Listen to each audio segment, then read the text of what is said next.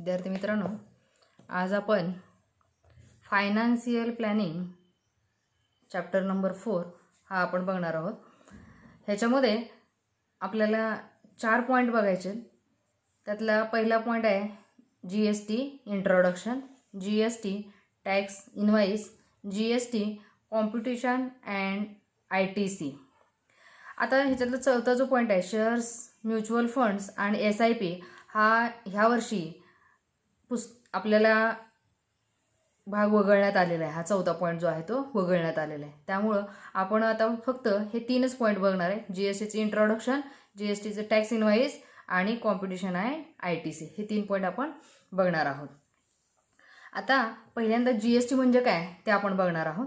तर आता इथं आपल्याला पेज नंबर 81 वरती शिक्षक आणि विद्यार्थी यांच्यामधलं कॉन्व्हर्सेशन दिलेलं आहे. मी ते कॉन्व्हर्सेशन सगळं नाही वाचणार आहे, थोडक्यात तुम्हाला सांगते. तर टीचर विचारतात, dear students, in our country which tax system is in practice for business. बिझनेससाठी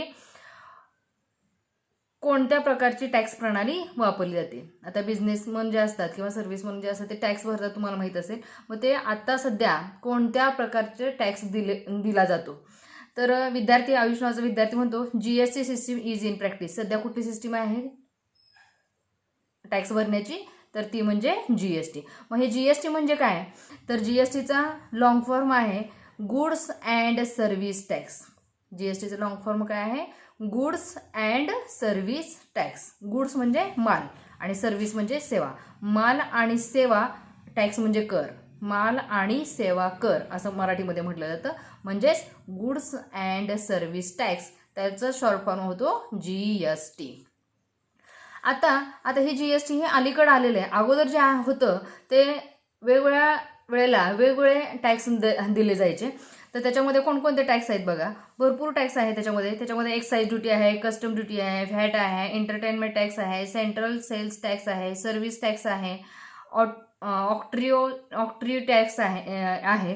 एवढे सगळे टॅक्स वेगवेगळ्या प्रकारे आपल्याला द्यावे लागत होते. पण आता काय झालं, हे सगळे टॅक्स एकत्र होऊन त्याच्यामध्ये फक्त काय आलेलं आहे आता GST. खाली आपल्याला झाडाचं जे चित्र दिसतंय त्याच्यामध्ये सगळे टॅक्स मिळून काय झालेलं आहे आता फक्त GST हा एकच टॅक्स आपल्याला द्यावा लागतो. आणि त्यामुळे काय झालं बघा, all this taxes are subsumed under GST. That is why GST is one nation one tax and one market. आता GST कसं आहे, one nation one tax and one market झालेलं आहे. अँड GST जे आहे ते कधीपासून लागू झालेलं आहे बघा, GST is in effect from 1 जुलै 2017 पासून. तारीख नीट लक्षात ठेवा, 1 जुलै 2017. आणि GSTचा लॉंग फॉर्म पण लक्षात ठेवा, गुड्स अँड सर्व्हिस टॅक्स. तर अशा पद्धतीनं सध्या टॅक्स भरण्यासाठी एकच सिस्टीम वापरली जाते आणि ती म्हणजे GST. आता GST कसा घेतला जातो त्यासाठी आपल्याकडे एक टॅक्स इनवाइस दिलेलं आहे, त्याचा आपण अभ्यास करूया.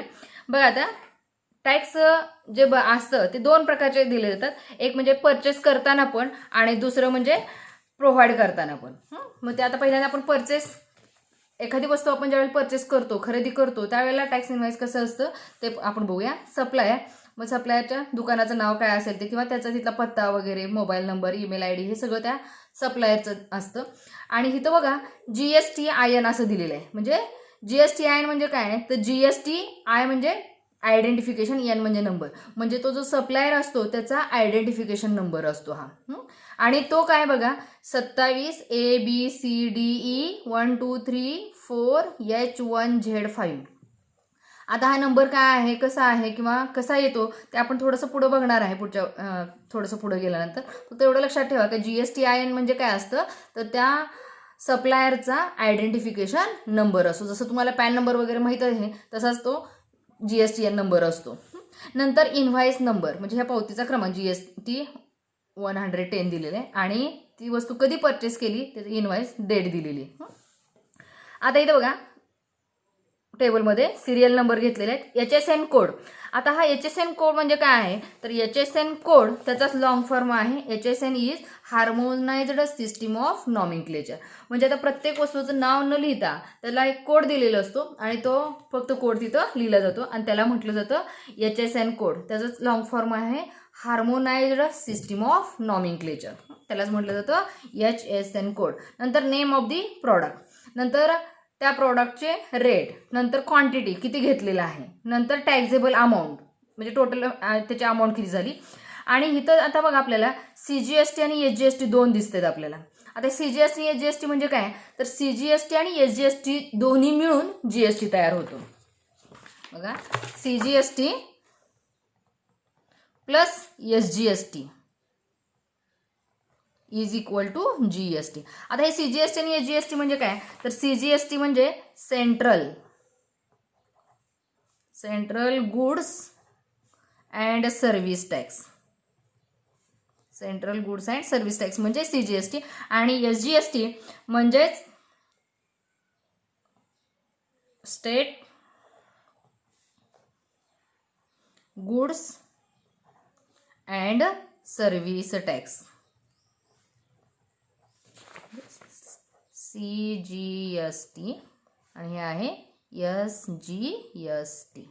आणि हे दोन्ही मिळून होतं GST. आता central goods and service tax म्हणजे आपला जो GST आहे तो त्याचे दोन भाग आहेत, CGST आणि SGST. CGST म्हणजे central goods and service tax, म्हणजे आपण जो टॅक्स देतो त्यातला निम्मा जो टॅक्स असतो तो कुठे जातो, सेंट्रल गव्हर्नमेंटला जातो, आणि निम्मा जो टॅक्स असतो तो स्टेट गव्हर्नमेंटला जातो. आणि हे दोन्ही मिळून जे होतं ते म्हणजे GST. म्हणून इथं CGST आणि SGST, जेवढं CGSTचा रेट असतो तेवढाच SGSTचा रेट असतो. आणि नंतर मग CGST SGST आणि टॅक्सेबल अमाऊंट हे सगळं मिळून इथं होतं टोटल अमाऊंट. आता त्यात एक एक बघूया. बघा पहिलं एक घेतले. आता हे HSN कोड जो असतो, परीक्षेत समजा तुम्हाला टॅक्स इनव्हॉइस तयार करायला सांगितलं तर HSN कोड पाठ करायची काही गरज नसते, तिथं दिलेले असेल तर लिहायची, नाही लिहिलं तरी चालतं. त्यामुळे HSN कोडचं जास्त टेन्शन घ्यायचं नाही. नंतर नेम ऑफ दी प्रॉडक्ट. आता इथं बघा पेढे घेतलेले, त्याचा रेट किती आहे, 400 रुपये किलो आहे, 400 पर kg घेतले. क्वांटिटी किती घेतले, 500 ग्रॅम म्हणजे अर्धा किलो घेतले. मग 1 किलोला 400 रुपये, तर अर्धा किलोला किती झाले त्याची किंमत, 200 रुपये झाली.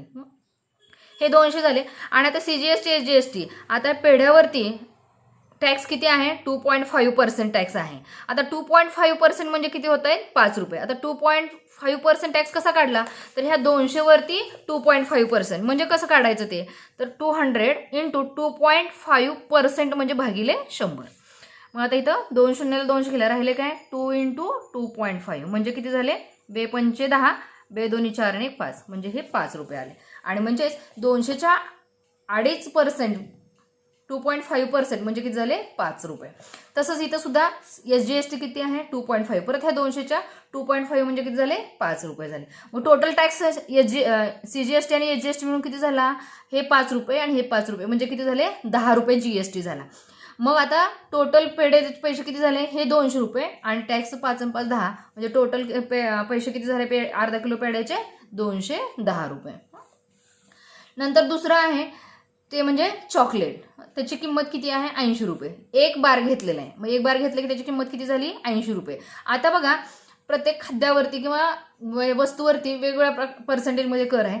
चॉकलेट जे आहे त्याच्यावरती CGST किती आहे, 14% आणि SGST किती आहे, 14%. म्हणजे टोटल GST किती झाला, 28% झाला. पेढ्यावरती 2.5 म्हणजे किती झाला, 5% GST झाला. आणि चॉकलेटवरती 14% म्हणजे किती झाले, 28% GST झाला. 28% GST याचा अर्थ 14% CGST आणि 14% SGST झाला. मग आता ह्या 80 रुपयाचे 14%, मग मगाच्यासारखंच करायचंय, 80 रुपयाचे 14% म्हणजे 14 भागिले 100. मग हे शून्याला शून्य गेली आणि मग हे 14, 8 आणि 3 11 आणि 1 झाला म्हणजे 11.20 म्हणजेच हे आलं 11.20 रुपये. मग तसंच परत ह्या SGST काढायचं, परत 80 रुपयाच्या परत 14% म्हणजे किती झाले, 11.20. मग हे 11.20 अधिक 11.20 किती झाले, 11 दोन्ही 22, 22 आणि हे वरचे 20 म्हणजे 22.40 रुपये झाले. आणि हे पहिले त्याचे 80 रुपये झाले म्हणजे किती झाले, हे 40, 2 8 आणि 2 10 102 रुपये 40 पैसे झाले. तर अशा पद्धतीनं एका चॉकलेट बारची किंमत किती झाली, 102 रुपये 40 पैसे झाली. तसंच आईस्क्रीमचा रेट किती आहे, एका पॅकला 200 रुपये. मग एक पॅक घेतलाय तो कितीचा घेतलेला आहे, अर्धा किलोचा घेतलेला आहे. अर्धा किलो पॅकची किंमत किती आहे, 200 रुपये म्हणजे टॅक्सेबल व्हॅल्यू किती झाली, 200 रुपये. आणि आईस्क्रीमवरती टॅक्स किती आहे, 9% CGST, 9% SGST, म्हणजे टोटल GST किती झाला? 18% झाला. मग 200च्या 9% म्हणजे किती झाले? 18 रुपये. ते पण तसेच करायचे. 200च्या 9% म्हणजे 200 गुणिले 9 भागिले 100. 200ला 200 गेले 9 2 18 म्हणजे किती झाले? हे 18 रुपये. 200च्या 9% म्हणजे 18 रुपये CGST झाला आणि 18 रुपये SGST झाला. मग हे 200 आणि हे 18 18 36 म्हणजे 236 रुपयाचं ते आईस्क्रीम झालं. नंतर ब्रेडची किंमत किती आहे? 35 रुपये. एक पॅक घेतलाय म्हणजे त्याची किंमत 35 रुपये. पण ब्रेडवरती कुठलाही टॅक्स नाही म्हणजे 0% आला. 0000 म्हणजे ब्रेड कितीला मिळाला? मग 35 रुपयाला. नंतर बटरची किंमत किती आहे बघा? 500 पर kg. 1 किलोला 500 रुपये आहे. किती घेतलेलं आहे? 250 ग्रॅम घेतलेलं आहे. मग आता 1 किलोला 500 रुपये, मग हे किती झालेले आहेत? पाव किलो झालेले आहेत. पाव किलोचे किती झाले? मग 125 रुपये झाले. आणि त्याच्यावरती टॅक्स किती आहे? 6% म्हणजे 12% GST आहे. म्हणजे 6% CGST, 6% SGST. मग 125च्या 6% केलं तर ते किती होते? 7.50 रुपये होते. आणि इथं पण मग 7.50 रुपये म्हणजे किती? 7 आणि 7 14 आणि 1 15 आणि हे 125 म्हणजे किती झाले? 140 रुपये. मग आता टोटल किती झाले बघा? ह्याचे टोटल काढलं तर 723.40 रुपये झाले.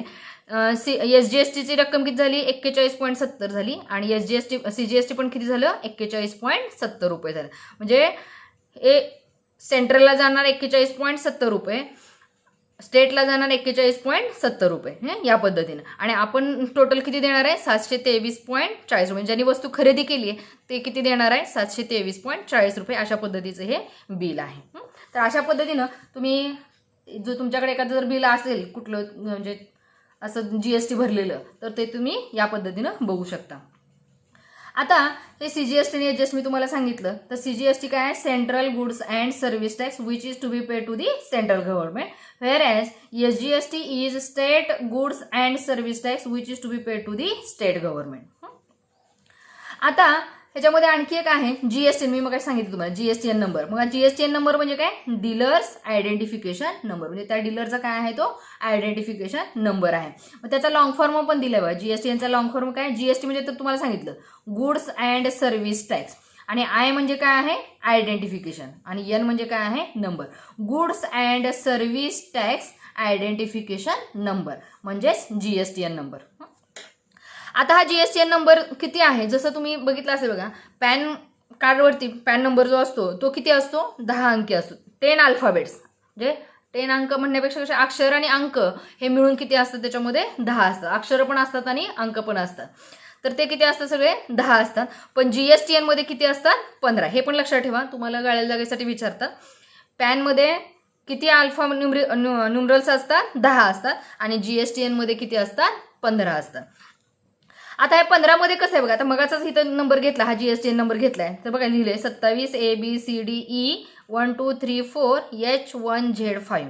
आता ह्याच्यामध्ये बघा हा जो 27 जो अंक आहे तो 27 जो आहे तो काय लिहा? Here 27 is the state code of Maharashtra. महाराष्ट्रामध्ये जर ते दुकान असेल तर किंवा तो डीलर असेल महाराष्ट्रामधला तर त्याच्यासाठी सगळ्यांसाठी 27 येणार आहे. जसं आपल्या गाड्यावरती वगैरे असतं, महाराष्ट्रामधली गाडी असेल तर MH असतं, MH13 वगैरे वगैरे असं काहीतरी असतं. कर्नाटकमधले असेल तर KA असतं. तसं हा जर सप्लायर जो आहे तो महाराष्ट्रामध्ये असेल किंवा महाराष्ट्रामधला असेल तर तिथं काय येणार आहे? 27 येणार. 27 आकडा याचा अर्थ ते कुठं आहे? महाराष्ट्रामध्ये आहे.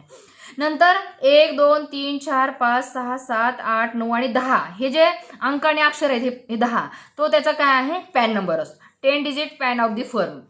त्या फर्मचा काय असतो? पॅन नंबर असतो. आणि 1 म्हणजे काय? पहिल्यांदाच रजिस्ट्रेशन केलं असेल तर त्यासाठी 1 असतं. आणि झेड जे आहे ते कसं असतं? झेडसाठी झेड युनिफॉर्म फॉर ऑल. हे झेड जे आहे ते सगळ्यांसाठी सारखंच असतं. आणि 5 जो अंक आहे तो सगळ्यांसाठी वेगवेगळा असतो.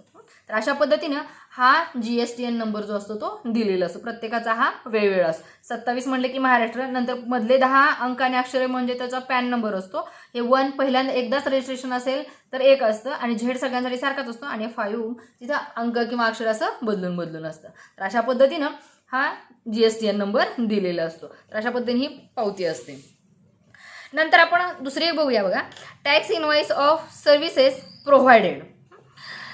आता इथं बघा काय दिले? Food junction Khed Shivapur Pune. Invoice number दिला 58. मोबाईल नंबर दिलेले, ईमेल ID वगैरे सगळं दिलेलं आहे. इथं पण GSTN नंबर दिला. इथं तर बघा 27 दिलेला आहे. म्हणजे महाराष्ट्रामधले. नंतर इथले त्याचा पॅन नंबर वगैरे असेल 1Z आणि इथलं हे वेगवेगळं असतं. 1 पहिल्यांदा रजिस्ट्रेशन केलं असेल तर Z सगळ्यांसाठी सारखंच आहे आणि A ही असेल किंवा अक्षर असतील किंवा इथं अंक असतील. नंतर इनव्हॉइस डेट 25 डिसेंबर त्यावेळेचे काय असेल. आता इथं मगाशी HSN कोड होता, आता इथं SAC कोड आहे. SAC म्हणजे काय आहे तर SAC कोड म्हणजे सर्व्हिस अकाउंटिंग कोड म्हणजेच SAC कोड आहे ना. SAC code service accounting code म्हणजेच सॅक. आता जसा HSN कोड होता तसाच आहे. नंतर फूड आयटम्स, नंतर क्वांटिटी किती घेतले, त्याचे रेट आणि टॅक्सेबल अमाऊंट आणि CGST आणि SGST. आता कॉफी घेतली किती, एक घेतले, त्याचा रेट किती आहे 20 रुपये. टॅक्सेबल अमाऊंट किती झाली 20 रुपये. 20 रुपयाच्या 2.5% करायचं. मग सारखंच मी तुम्हाला दाखवलं तसं 20 रुपयाच्या 2.5, 20 गुणिले 2.5 अपॉन 100, शून्याला शून्य गेली.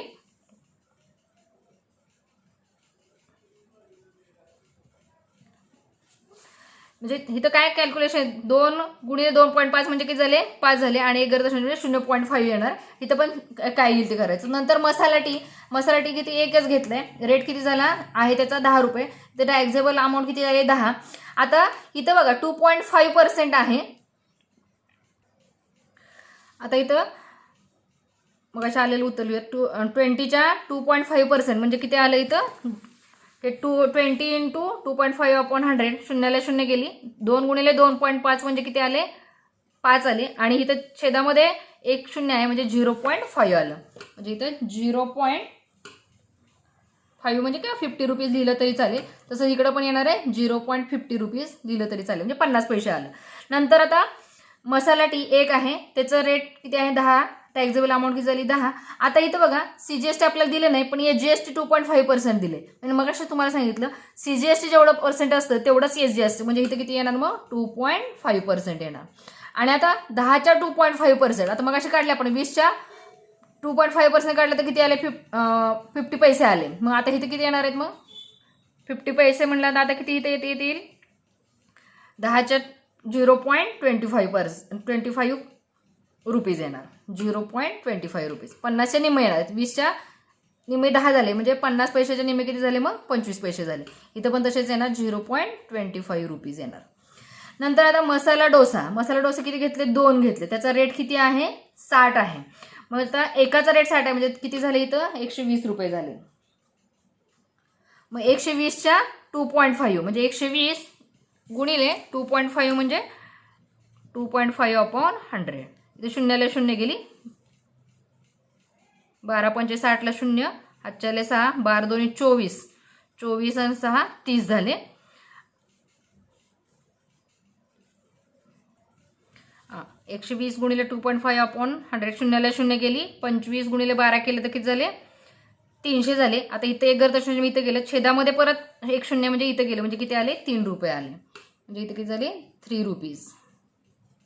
इथं परत 2.5% येईल आणि इथं पण येतील 3 रुपीज. आणि ह्या सगळ्यांची मग आता टोटल करायची आणि ह्याची टोटल टॅक्सेबल अमाऊंटची ह्या GSTची टोटल येणार आणि इथली पण SGSTची टोटल आणि हे सगळं मिळून ग्रँड टोटल काय असेल ते करायचं. या पद्धतीनं हे परचेसर टॅक्स इनवाईस आहे. आता आपल्याला एक टेबल दिलं आहे. त्या टेबलमध्ये काय दिलं आहे बघा, कोणत्या वस्तूसाठी किंवा कोणत्या सर्व्हिससाठी किती टॅक्स आहे ते दिलेले बघा. Serial number, types, rates of GST, goods and services items list दिलेलं आहे. आता 1 दिले टाइप्स दिलेलं आहे 0 रेटेड म्हणजे त्याच्यावरती टॅक्स असणार नाही 0%. मग गुड्स कोणकोणते आहेत बघा, essential commodities like food grains, fruits, vegetables, milk, salt, earthen pots etcetera, ह्याच्यावरती कुठलाही टॅक्स असणार नाही. सर्व्हिसेस कुठले आहेत, charitable trust activities, transport of water, use of roads and bridges, public library, agriculture, related services, education and health care services, ह्याच्यावरती कुठलाही tax असणार नाही. नंतर लो रेटेड त्याच्यावरती 5%. मग त्याच्यामध्ये गुड्स कुठले कुठले आहेत ते तुम्हाला इथे दिले, LPG cylinder, tea, coffee, oil, honey, frozen vegetables, spices, sweets etcetera. Services कुठले दिलेत, railway transport services, bus transport services, taxi services, air transport. नंतर hotels providing foods and beverages etcetera, ह्याच्यावरती किती टॅक्स असणार आहे 5%. नंतर स्टँडर्डेटेड 1 स्लॅब दिलेले 12%. मग त्याच्यामध्ये पण गुड्स दिलेले आहेत. Consumer goods, butter, cheese, dry fruits, jam, jelly, sauces हे दिलेले आहेत. Pickles, mobile phone. आणि सर्व्हिसेस कोणत्या आहेत? Printing job work, guest house services related to construction businesses. आणि 18% टॅक्स कशावरती बसतो? Most of the goods and services are included. ह्याच्यामध्ये स्लॅब सेकंड स्लॅब दिलेलं आहे. ह्याच्यामध्ये गुड्स कुठले येतात बघा. Marble, granite, perfumes, metal items, computer, printer, monitor, CCTV etcetera. आणि services courier services, outdoor catering, circus, drama, cinema, exhibitions, currency exchange, broker services, in share trading etcetera. आणि highly rated कुठले आहे? 28% त्याच्यावरती टॅक्स बसला जातो. त्या गुड्स आणि services कुठल्या आहेत? तर गुड्स मध्ये काय येतं? Luxury items, motorcycle, spare parts, luxury cars, pan masala, vacuum cleaner, dishwasher, AC, washing machine, fridge, tobacco products, aerated water etcetera. आणि सर्व्हिसेस 5 स्टार हॉटेल्स, अकोमोडेशन आणि parks, water parks, theme parks. तर ह्या रेस कोर्स, IPL गेम्स हे सगळे जे आहेत, air transport ह्याच्यावरती किती टॅक्स बसला जातो? तर 28% टॅक्स त्याच्यावरती बसला जातो. तर अशा पद्धतीने कशावरती किती टॅक्स आहे हे पाठ करायची काही गरज नाही, तुमच्या माहितीसाठी आहे. परीक्षेमध्ये तुम्हाला किती टॅक्स किती टक्के वगैरे ते तिथं दिलेलं असतं. तर अशा पद्धतीनं हे आपल्याला ह्या प्रॅक्टिस सेट 4.1 सोडवण्या अगोदरचं हे सगळं बेसिक होतं. आता तुम्हाला इथं सॉलिड एक्झाम्पल दिलेलं आहे, ते सॉलिड एक्झाम्पल तुम्ही बघा. तोपर्यंत थांबूया. धन्यवाद.